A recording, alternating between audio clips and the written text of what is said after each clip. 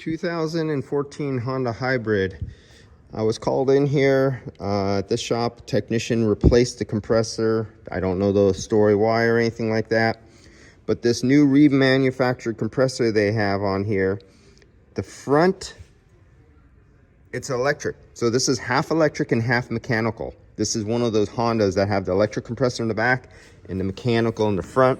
I could get my finger down here, and I think when I try to spin it, the clutch gap is too close and it's sliding on the spinning pulley. So that's one bad thing. It's not engaging. It's just as the motor's going fast, the clutch is slipping and going slowly.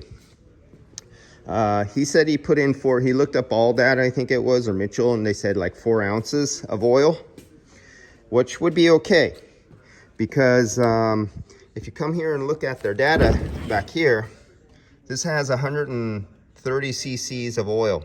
So that's like 4 point some ounces of oil right there. So apparently what he looked up and what comes brand new in a Honda, one of these compressors, matches up with his specification. But he added that much in the system without flushing, without changing anything. So the box says it comes with just assembly lube. Unfortunately, it doesn't tell you how much assembly lube. Is it just enough to make it wet? Is it 1 ounce, 2 ounce? What is it? This is what I don't like about some of these remanufacturers. Let's say it's less than 1 ounce. It's just assembly lube, or 1 ounce or less.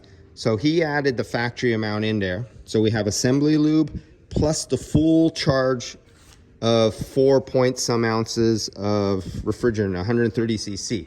Plus, he did not flush the system.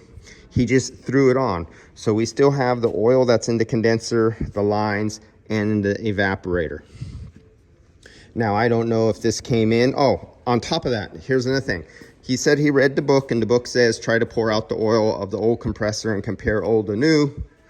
And this is what he got out. And he said this is what came out of the new and the old are mixed. So at least it's not burnt out. There's no what dirty stuff in here fell in after.